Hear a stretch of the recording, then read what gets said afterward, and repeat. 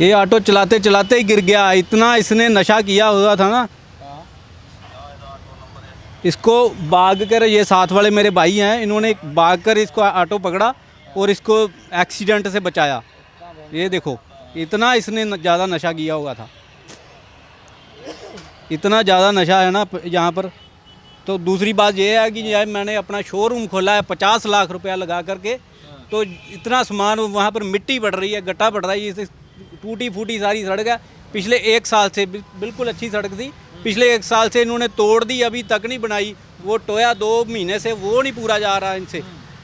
और आगे एक इतना सा छोटा सा वहाँ पर भगवंत मान ने आना था, वो स्कूल के आगे सिर्फ उतना टुकड़ा बनवा दिया, बाकी सारी स्टेशन तक 6 किलोमीटर तक सड़क सारी टूटी पड़ी है। बस मैंने आप कह रहे हैं कि स्थितियाँ बड़ी खराब है। हाँ बिल्कुल बिल्कुल, नशे वाला जो आपने दिखाया। हाँ जी हाँ जी, बिल्कुल नशा बहुत ज़्यादा है, वो कंट्रोल नहीं हो रहा। और ये जो पीछे आपके जस्ट देखो कितना बड़ा कूड़े का ढेर लगा है, वो 15 दिन से कूड़ा ही नहीं उठा रहे यहाँ पे पीछे आकर के। काम करने के लिए मैं कारपोरेट यहाँ पे फिसडी है बिल्कुल।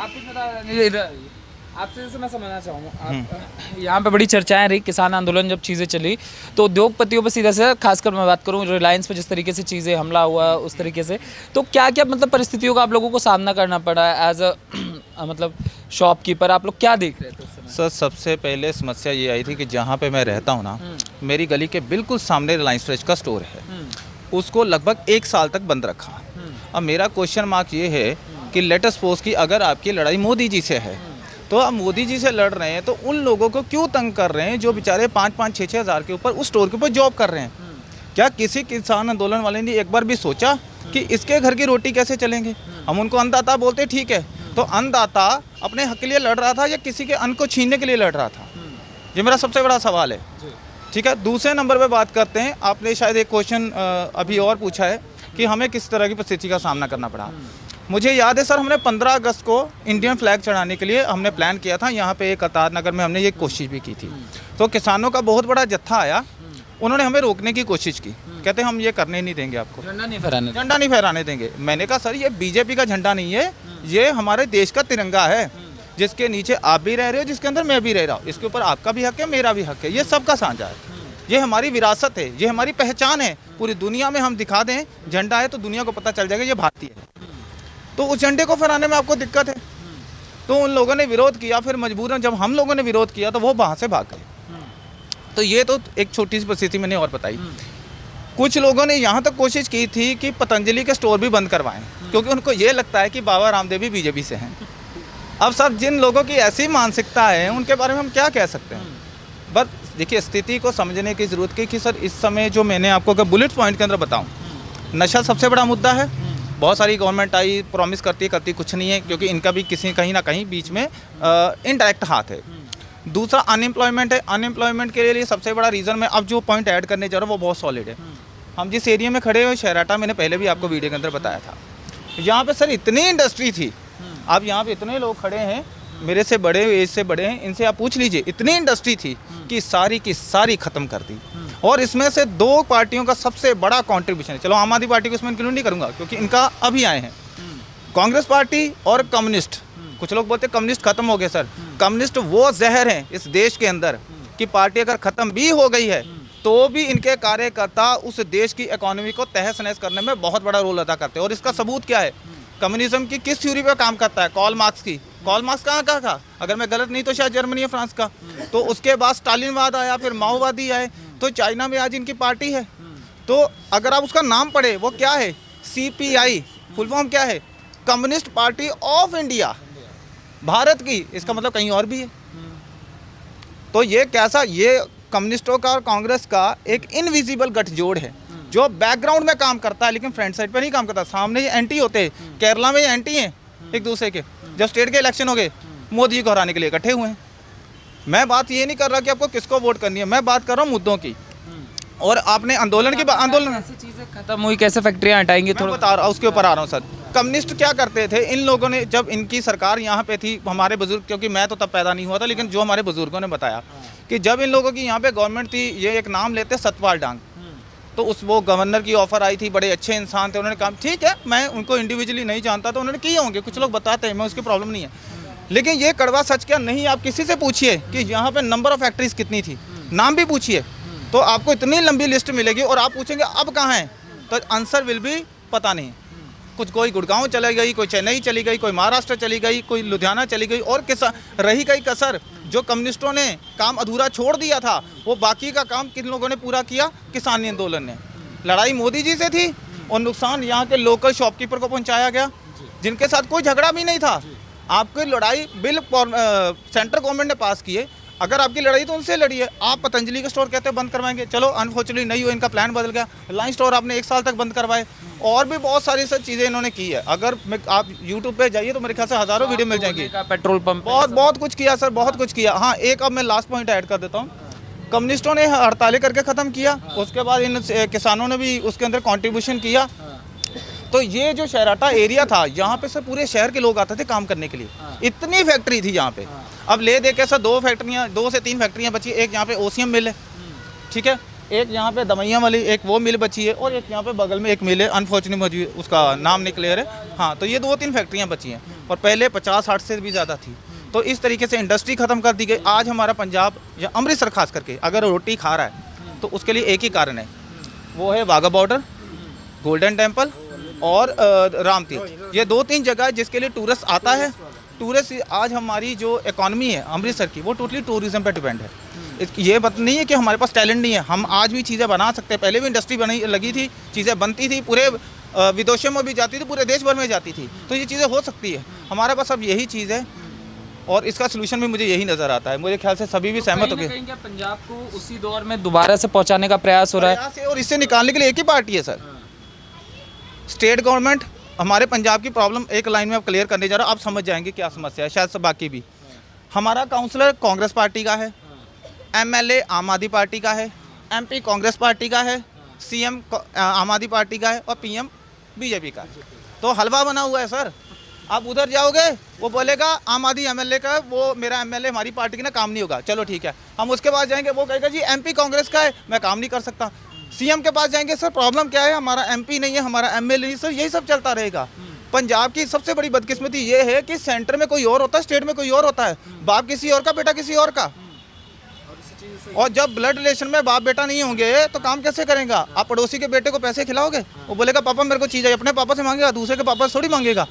बात करता हूँ सर। मान भी तो यही आरोप लगाते हैं कि मोदी जी हम लोगों को काम नहीं करने देते, ना केजरीवाल को दिल्ली में, ना पंजाब। ठीक है सर, वो कहते हैं मोदी जी काम नहीं करने देते। 2 सालों में उन्होंने कौन सा काम रोका, पहले ये बताएं। ठीक है, वो तो कह रहे हैं, आप कह रहे थे नशा बंद करो, करो। वो तो कह रहे हैं लोगों ने, मैंने नहीं, लोगों ने 92 एमएलए बनाए, रोको, करके दिखाओ। अरे करो ना, कौन रोक रहा है। पहले आपका एक्सक्यूज था सर, दिल्ली में इन्होंने एक्सक्यूज दिया था, 31 एमएलए थे, हमारा बहुमत नहीं, हम कुछ नहीं कर सकते। अब बहुमत छोड़िए, बहुमत के लिए 59 एमएलए सर 92 एमएलए हैं, फिर भी इनके पास एक्सक्यूज क्या है, मोदी जी दे नहीं रहे, मोदी जी दे नहीं रहे। चलिए ठीक है, जो पहले का फंड दिया उसका तो हिसाब दो। अगर ये आपको पता था दे नहीं रहे, यहाँ पे आप किसी लेडीज़ के से बात करिए, पूछे किस किस को 1000 मिला। ये आई थिंक ये मैरिड हैं, ये अंकल भी मैरिड है, यहाँ पे सारे शादीशुदा मुझे छोड़ के। तो इनकी बीवियों को पूछा 1000 रुपया, और हाँ, इनकी बीवियों ने भी ये गलती की है। हो सकता है मेरी शादी होगी, मेरी वाली भी यही गलती करती कि साल के 12,000 आएंगे, 12 सूट अलग से बनाऊंगी 1 साल के, इसलिए वोट डाल दी। कुछ नहीं सोचा होगा कि गहने बना लूँगी, कुछ नहीं ये सोचा होगा, कुछ नहीं है। तो ये लालच लेके बैठ गया। तो साल का 1 लाख दे रहे हैं राहुल गांधी। सर एक चीज़ बताऊँ, कांग्रेस साल का 1 लाख दे रही है ना। मैं राहुल गांधी जी से, अगर आपके काश मेरी वीडियो या मेरी ये बात उन तक पहुंच जाए, तो सर आप 70 सालों में अगर आपने इतना काम किया होता ना, आपके पास तो इतना टाइम मिला था, तो सर आज आपको किसी को 1 रुपया भी देने की जरूरत नहीं पड़ती। नाना जी ने नारा लगाया था गरीबी हटाएंगे, दादी जी ने नारा लगाया था गरीबी हटाएंगे, बाप ने नारा लगाया था गरीबी हटाएंगे, फिर एक रोबोट लेके आए मनमोहन सिंह, ठीक है, बातें माँ की थी, करते कुछ और थे, तो कहते थे गरीबी हटाएंगे। सर गरीबी तो हटी नहीं, गरीबी बहुत सारे हट गए हैं इस धरती से। तो ऐसे बेतुके वादे, और किस कांग्रेस पार्टी की सर बात करते हैं। आज हिंदुओं सिखों में सबसे बड़ा पार्ट डालने वाली कौन सी पार्टी है? यही तो वो पार्टी है। मुझे किसी ने पूछा कि कांग्रेस और बीजेपी में फर्क क्या है, मैं कहा सिंपल बताता हूँ, एक लाइन के अंदर। कांग्रेस वो पार्टी है जिसने सिखों के गले के अंदर टाई डाल के उनको जलाया था, और बीजेपी वो पार्टी है जिसने अफगानिस्तान से सिखों को बचा के उनके गले में हाथ डाल के यहाँ पे बसाया था। दिस इज द डिफरेंस, ये फर्क है। कौन सी बात करते हैं? हमारे हर घर से एक बड़ा बेटा सिख बनता था, एक टाइम ऐसी स्टेज थी, घर में जाते थे कोई बता ही नहीं सकता था ये हिंदू का घर है, सिख का घर है। ये किसने बताई? आज कुछ लोग कहते हैं ये लोग खालिस्तान की मांग करते। मैंने कहा ये दिन लाया कौन? तुम लोग लाए। तुम लोग चाहते थे कि पंजाब का बर्बाद करना। मैं बताता हूं इन्होंने कैसे बर्बाद किया। पूरा पंजाब का ज्योग्राफिकल देखेंगे, 62% पंजाब आज पाकिस्तान में है। 38% पंजाब में से इन्होंने पहले हरियाणा को अलग किया, फिर इन्होंने हिमाचल को अलग किया, अब चंडीगढ़ के भी एक तरह से अलग करके इनके अब सोच के देखिए सर, एक कम्युनिटी को आप ये यकीन दिला रहे हो कि तुम्हारे टुकड़े टुकड़े कर देंगे, कर कोई और रहा है, इल्ज़ाम हम लोगों पे झेलना पड़ रहा है। आज हिंदुओं सिखों को सबसे पहले लड़ाने का सबसे बड़ा काम अगर किसी पार्टी ने किया तो यह कांग्रेस ने किया। पाकिस्तान किसने बनाया? बीजेपी ने बनाया। बांग्लादेश किसने बनाया? बीजेपी ने बनाया। धारा 370 कौन लेके आई थी? बीजेपी लेके आई थी। राम मंदिर का फैसला इतने साल तक नहीं आया, कौन था? बीजेपी की वजह से। यूनिफॉर्म सिविल कोड की मांग सबसे पहले बाबा रामदेव ने डॉक्टर भीमराव अम्बेडकर ने कॉन्स्टिट्यूशन के आर्टिकल 44 में लिखा है। आज उसी यूनिफॉर्म सिविल कोड का विरोध करते हैं। क्या विरोध है सर? ना हिंदू, ना मुसलमान, ना सिख, ईसाई, सबको बराबर कानून के। कनाडा जाइए, ऑस्ट्रेलिया जाइए, कहीं जाइए, वहाँ पे सब पे बराबर कानून है। कोई मैटर नहीं करता हिंदू है, सिख है, कौन से रिलीजन है, मैटर नहीं करता सर। तो यही है, अगर देश एक है, खाना पीना एक है, कल्चर एक तरह के एक ही कहता, चल मल्टीपल तरीके हैं, लेकिन हम रह तो एक छत के नीचे रहे ना। तो सर ये घर का बेटा 4 रोटियां खाएगा, छोटे वाला 2 खाएगा, चाहे भूख उसको 4 की, तो ये कैसा कानून है? तो बंटवारा किस तरीके से आया, थोड़ा विस्तार से आप बता रहे थे, बंटवारा किस तरीके से? मैं तो चलो अभी छोटा हूँ, मुझे लगता है कि और भी लोग ऐड करेंगे। मैं एक लाइन हिंदू सिख के बीच जो बंटवारा क्रिएट किया गया कांग्रेस की तरफ से, मैं बताता हूँ सर। 1966 में ये उन्होंने मांग की थी पंजाबी सूबा की। पंजाबी सूबा में कुछ ज़्यादा कुछ गलत नहीं था सर। वो कहते थे कि जैसे तमिलनाडु में आप कोई भी रिलीजन है तो उनकी पहली भाषा तमिल है। अब पंजाब में मैं हिंदू हूँ, कोई सिख है, लेकिन फिर भी हमारी पहली भाषा पंजाबी है, तो इसमें गलत क्या है सर? तो कांग्रेस क्या कहती थी, उन्होंने उन राज्यों को भाषा के आधार पर बना दिया, इसका विरोध करते थे। और नफरत का अगर मैं पॉइंट ऐड करूँ, कुछ कहेंगे यार ये तो अनसाइंटिफिक रीज़न है, अनफैक्चुअल रीज़न, लेकिन ये फैक्चुअल रीज़न है। और ध्यान से समझिएगा सर, संजय गांधी की शादी हुई थी मेनका गांधी से सिख परिवार से, और इंदिरा गांधी ने अपने बेटे राजीव गांधी को तो हमेशा एक्सेप्ट किया, लेकिन संजय गांधी को कभी एक्सेप्ट नहीं किया। ये मैं नहीं, बड़े बड़े इतिहासकार बताते हैं। तो शायद कोई वो भी एक रीज़न हो सकता है नफरत का। और सलमान खुर्शीद का आप नाम जानते होंगे, बड़े नेता हैं, उनकी किताब पढ़ लीजिए सर। उनके किताब के अंदर जो लिखा है मैं बताऊंगा तो कईयों की ज़मीन हिल जाएगी। जिनको प्रूफ चाहिए प्रूफ भी ले लेना मेरे से आके, प्रूफ भी दे दूंगा। सलमान खुर्शीद की किताब पढ़ें, उसमें लिखा है कि 1984 के अंदर सिखों के जो साथ हुआ वो इनके जो हमारे साथ इन लोगों ने 1947 के अंदर किया, ये उसका नतीजा है। तो ये जो आप कह रहे हो ना, ये हमारे बीच में दोनों में दरार किसने आई सर? अकाल तख्त के ऊपर हमला कर रहा मैं ये मानता हूँ, ये बड़ी कंट्रोवर्सी हो जाएगी अगर मैं इस मुद्दे के ऊपर जाऊँगा, बड़ा डीप एपिसोड बनेगा। तो मैं उसको डीपली नहीं जाते हुए बस ये बता देता हूँ कि ये सारा किया धरा इन कांग्रेस पार्टी का है। सिख हमारा अभिन्न अंग है भाई, ये हमारे दुश्मन नहीं है, लेकिन ये दुश्मनी किसने डाली? इन लोगों ने। आज ये खालिस्तान, मैं ये नहीं कहता आप सर आम सिख को किसी खालिस्तानी से कंपैरिजन नहीं कर सकते। गुरपतवंत सिंह पन्नू कनाडा ऑस्ट्रेलिया में बैठ के मांग रहा है, ठीक है सर, आम सिख नहीं मांगता। और अगर उसके अंदर ये कीड़ा डाला भी गया है, क्यों वो रीज़न आए सर? वो कौम जो लोगों को लंगर खिला के पेट भर रही है, उसके गले में टायर डाल के जलाया है सर, फिर भी वो देश के अंदर रह रहे हैं, फिर भी वो लंगर आज भी लगा रहे हैं, फिर भी उस देश को दुश्मन नहीं मानते। ठीक है, कुछ लोग हैं, हमें भी पता है, वो देश के खिलाफ बोलते तो हम चुप नहीं रहते। पर सर ये चीज़ें बताइए, उन लोगों को इस देश में 35 से 40 साल वेट करनी पड़ी, आज भी जगदीश टाइटलर बाहर घूमता है। तो बताइए सर नफरत क्यों नहीं पैदा होगी? उनको दिलो दिमाग में ये बिठा दिया गया है कि तुम हिंदू कांग्रेस को सपोर्ट करते हो, और ये कांग्रेस ने हमारे साथ ये किया। और पंजाब में जो 36,000 हिंदू मारे गए, दिल्ली में जो 7-8 जो सिख मारे गए, ये टोटल जितना भी कत्लेआम हुआ 1966 से लेकर 1992 तक, इसका टोटली क्रेडिट अगर मैं किसी को देना चाहता हूँ तो that is only goes to Congress party. जो पूरा सारा कांग्रेस को। ये पंजाब यहाँ पे पूछिए किसी से, पहले नंबर पे था, आज 16वें नंबर पे है। कौन लेके आया? बीजेपी लेके आई है। बीजेपी तो 1980 में बनी, आप तो 70 साल से हो, आपके पास तो 400 सीटें भी थी, तो क्या किया क्या है आपने? तो सर ये कांग्रेस पार्टी, इसीलिए मैं मानता हूँ इस देश के टुकड़े करने में, देश को बर्बाद करने में, चाहे इसकी इकॉनमी की बात करिए, भ्रष्टाचार की बात करिए, हमारे मंदिरों की बात कर लीजिए, ऐसे ऐसे कानून बना दिए जिसमें से हिंदू कोड एक्ट की बात है 1951, 4 लाख मंदिर गवर्नमेंट के कब्जे में। किसने किया? कौन बिल लेके आया? नेहरू लेके आया था। वक्फ बोर्ड का एक्ट कौन लेके आया था? ये नेहरू लेके आया था 1954 के अंदर। 2013 में जाते जाते बहुत पावर दे दी।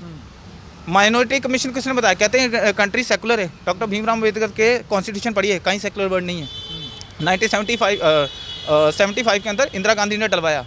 अच्छा, मैं ये अगर जानना चाहूँ, आपने उस समय उस दौर में आप होंगे नहीं, बट जब ये भिंडरा वाले ये सारी चीज़ें हो रही थी, क्योंकि हम गोल्डन टेम्पल से ज़्यादा दूर नहीं हैं, तो क्या परिस्थितियाँ आप लोगों को बताते हैं, क्या स्थितियाँ थी, क्या चीज़ें आप लोगों ने क्या चीज़ें देखी थी उस समय, क्या आप बताते हैं? ब्लू स्टार ऑपरेशन एक अपने आप में बहुत बड़ी कंट्रोवर्सी में मानता हूँ आज भी। यहाँ पे दो धड़े हैं, एक भिंडरा वाले को संत मानता है, ठीक है, और एक उनको टेररिस्ट मानता है। अब प्रॉब्लम ये है कि जो संत मानते, क्यों संत मानते, उसके ऊपर बड़ी लंबी चर्चा होगी। वो कुछ बातें हैं ऐसी, और जो लोग एंटी हैं वो क्यों एंटी हैं, उसके ऊपर भी बड़ी लंबी चर्चा। तो ये एक अलग विषय है, तो इसको मैं इसमें अंदर नहीं लेने आता। हाँ, लेकिन इतना ज़रूर कह देना चाहता हूँ सर, बार बार मैं कांग्रेस पार्टी का क्यों नाम ले रहा हूँ, ये बहुत कड़वा सच है सर।